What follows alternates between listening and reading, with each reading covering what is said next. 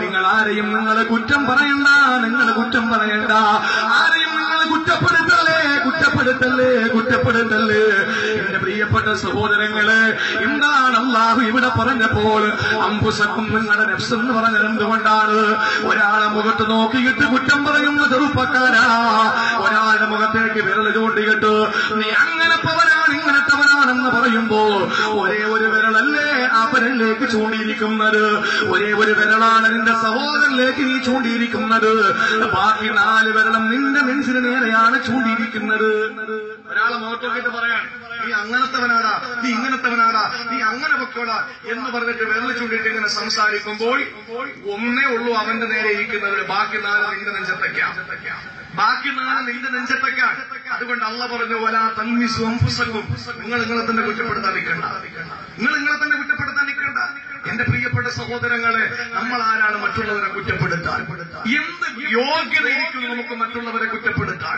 ജീവിതത്തിൽ എന്റെ പ്രിയപ്പെട്ട സഹോദരങ്ങളെ, നമ്മൾ മറ്റുള്ളവരുടെ കുറ്റവും കുറവും അന്വേഷിച്ചുകൊണ്ട് നടക്കുമ്പോഴാണ് ഞാനും നിങ്ങളും ഏറ്റവും വലിയ അധപ്പതനത്തിന്റെ അധമഭാവത്തിലേക്ക് ആപരിച്ചു പോകുന്നത്. ആ ഒരൊറ്റ കാരണം നമ്മൾ നമ്മുടെ കാര്യം നോക്കൂല, മറ്റുള്ളവരുടെ കാര്യങ്ങൾ നോക്കിയിട്ട് അവരെ കുറ്റപ്പെടുത്തിക്കൊണ്ട് നിൽക്കുകയാണ്. അല്ലാഹു നമ്മളെ കാത്തുരക്ഷിക്കട്ടെ. അതുകൊണ്ട് ഐക്യം തകർന്നു പോകുന്ന 2ാമത്തെ കാര്യം, നിങ്ങൾ ആരെയും കുറ്റം പറയാൻ നിൽക്കണ്ട, കുറ്റപ്പെടുത്തണ്ട. 3ാമത്തെ കാര്യം ഏതാണ്? ഞാൻ ചുരുക്കി പറയാൻ അല്ലാഹുവിന്റെ ഖുർആൻ പറഞ്ഞു വലാ തനാബസൂ ബിൽ അൽഖാബ്, വലാ തനാബസൂ ബിൽ അൽഖാബ്. നിങ്ങൾ ഒരിക്കലും ഇരട്ട പേര് നിങ്ങൾ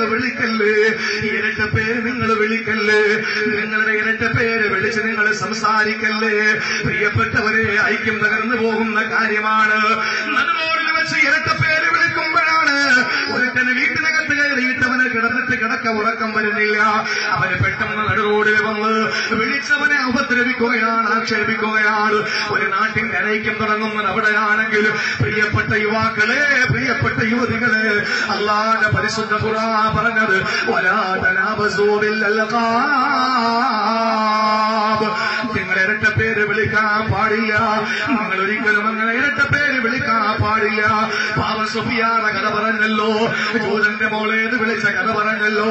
ഒരിക്കൽ ആയിഷ റളിയല്ലാഹു തആല അൻഹാ റസൂലുള്ളാഹിന്റെ അടുത്തേക്ക് കടന്നു വരുമ്പോ സുഫിയ റളിയല്ലാഹു അൻഹ അവിടെ നിന്ന് ഇറങ്ങി പോവുകയാണ്. സുഫിയ ബീവി അവിടെ നിന്ന് ഇറങ്ങി പോകുന്നത് ആയിഷ ബീവി കണ്ടു. ആയിഷാരുടെ മോളാണ്, സിദ്ദീഖുൽ അക്ബറിന്റെ മകളാണ്. ആയിഷ ബീവി റസൂലുള്ളാഹിന്റെ മുന്നിലോട്ട് കടന്നു വന്നപ്പോ മഹദിയായ സുഫിയ റളിയല്ലാഹു അൻഹ ഇറങ്ങി പോകുന്നത് കാണുകയാ. ആ സമയത്ത് നബി തങ്ങളുടെ മുമ്പിൽ ചെന്ന ആയിഷ ബീവിയോട് നബി തങ്ങൾ എന്തോ ചെറിയ ചെറിയ വർത്തമാനങ്ങൾ പറഞ്ഞപ്പോ ആ സമയത്ത് ആയിഷ ബീവി ചോദിക്കുകയാണ്, മനസ്സിന്റെ ഉള്ളിൽ ചില അരിശമുള്ളത് കൊണ്ട് ചോദിക്കുകയാണ്. ആയിഷ ബീവി അങ്ങനാണ് കാര്യമെന്ത്? കുശുമ്പ് കൊണ്ടല്ല, അസൂയ കൊണ്ടല്ല, അഹങ്കാരം കൊണ്ടല്ല, മോശപ്പെട്ട സ്വഭാവം കൊണ്ടല്ല നമ്മുടെ ആയിഷ ബീവി പറയുന്നത്. റസൂലുള്ളാഹിന്റെ നെഞ്ചത്തിലോട്ട്, ഹൃദയത്തിന്റെ ഉള്ളറകളിലോട്ട് സ്ഥാനം കൊടുക്കാം, റസൂലുള്ളാഹിനെ കൂടുതൽ സ്നേഹിക്കാം. ആയിഷ റളിയല്ലാഹു തആല ഏറെ കുറിച്ചവരായിരുന്നല്ലോ. അതുകൊണ്ട് തന്നെ കയറി വരുമ്പോ സഫിയ ബീവി ഇറങ്ങിപ്പോയപ്പോൾ എന്തോ പറഞ്ഞു റസൂലുള്ളാഹ്. ആ സമയത്ത് ആയിഷ ബീവി റളിയല്ലാഹു അൻഹാ നബി തങ്ങളോട് ചോദിക്കുകയാണ്, നബിയേ ഇന്നഹാ ഖുസൈറ, അവളെ കുള്ളത്തിയാ നബിയേ. ഇരട്ട പേര് വിളിച്ചു. നമ്മള് നല്ല നല്ല പൊക്കമുള്ള ആൾക്കാരെന്താ വിളിക്കുന്നത്? നല്ല പൊക്കമുള്ള ആൾക്കാരെന്താ വിളിക്കുന്നത്? പറയും ഇവിടെ എങ്ങനെന്നറിയില്ല, പറയില്ല. പോയെ നല്ല ഉയരമുള്ള ആളുകൾ വിളിക്കുന്നത്.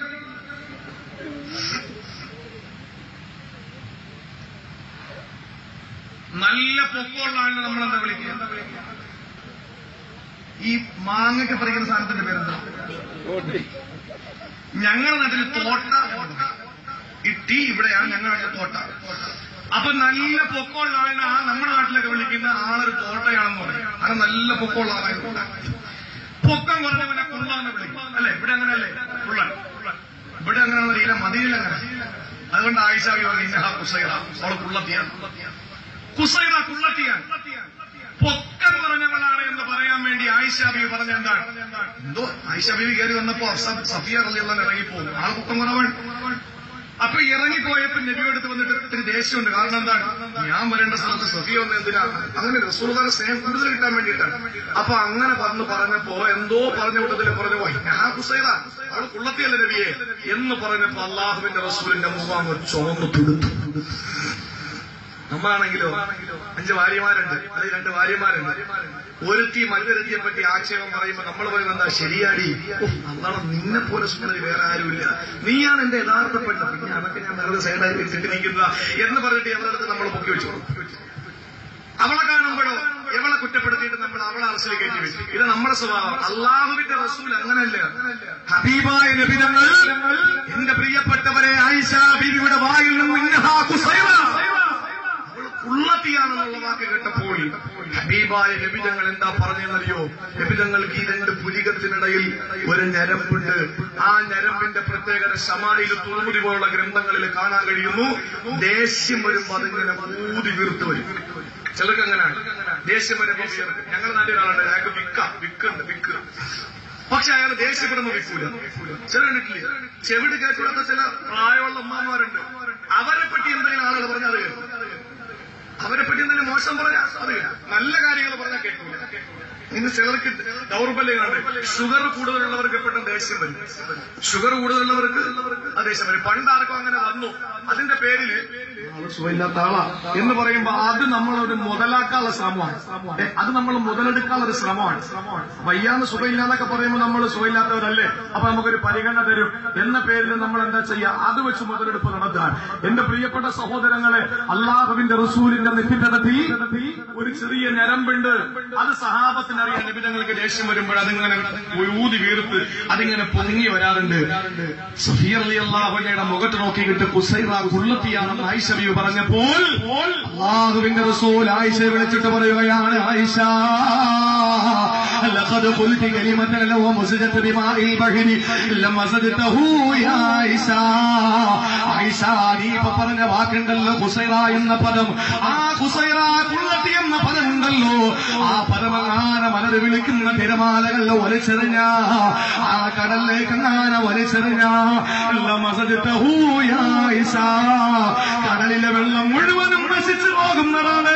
കടലിലെ വെള്ളം മുഴുവനും നശിച്ചു പോകുന്നതാണ്. ചിന്തിക്കണേ, ഗൗരവമാണ് ചെറുപ്പക്കാരാ. സ്വർഗത്തിൽ പോകാൻ വേണ്ടിയിട്ട് കഫൻ പടവേ വാങ്ങി നടക്കുകയാണ് ഞാൻ നിങ്ങൾ. അങ്ങ് സ്വർഗത്തിലാണെന്ന് പറഞ്ഞിട്ട് പ്രസംഗിക്കുകയാണ്. സ്വർഗം നമുക്ക് ഉറപ്പാണെന്ന് പറഞ്ഞ് സന്തോഷത്തിലാണ്. നരകത്തിൽ നമ്മൾ പോകൂലെന്ന് പറഞ്ഞ് സന്തോഷത്തിലാണ്. എങ്ങനാ ചെറുപ്പക്കാരോ സ്വർഗത്തിൽ പോവുക? പെങ്ങളെ എന്റെ സഹോദരിമാരോട് പറയാ, ഇന്ന് അയൽക്കൂട്ടത്തിന് പോകുന്ന പെങ്ങന്മാർക്ക് ഒരു ഗ്രാമത്തിലുള്ള ഒരു അയൽവാസികളായ പെണ്ണുങ്ങൾക്ക് കൂടി ഇപ്പൊ വാട്സപ്പിന്റെ ഗ്രൂപ്പുണ്ട്. ഇപ്പനെ ഈ പ്രസ്ഥാനം മുഴുവനും ഇപ്പൊ വാട്സപ്പിന്റെ ഗ്രൂപ്പിലൂടെയാണ്. എന്തെല്ലാം മോശപ്പെട്ട ചിത്രങ്ങളാ. പ്രിയപ്പെട്ടവരെ, ഓരോരുത്തരുടെ മൊബൈൽ എടുത്ത് നോക്കണം, ആരെയൊക്കെ ചിത്രങ്ങളാ കാണുക. പ്രിയപ്പെട്ടവരെ, നമുക്ക് നാണക്കേടാണ്. പ്രിയപ്പെട്ട സഹോദരങ്ങളെ, പറഞ്ഞു വന്ന വിഷയം എന്താണ്? ഇന്ന് പരസ്പരം ഞാനും നിങ്ങൾ കൂടിയിരുന്നിട്ട് ഒരാളെ പറ്റി മോശപ്പരങ്ങൾ പറയുമ്പോ ഇവിടെ റസൂലുള്ളാഹിന്റെ ഭാര്യ വിളിച്ചിട്ട് അല്ലാഹുവിന്റെ റസൂൽ പറഞ്ഞത്, നീ പറഞ്ഞ ഖുസൈറ എന്ന പദമുണ്ടല്ലോ, നീ പറഞ്ഞ ഖുള്ളത്തി എന്ന പദമുണ്ടല്ലോ, അത് കടലിൽ എങ്ങാനെ വലിച്ചെറിഞ്ഞ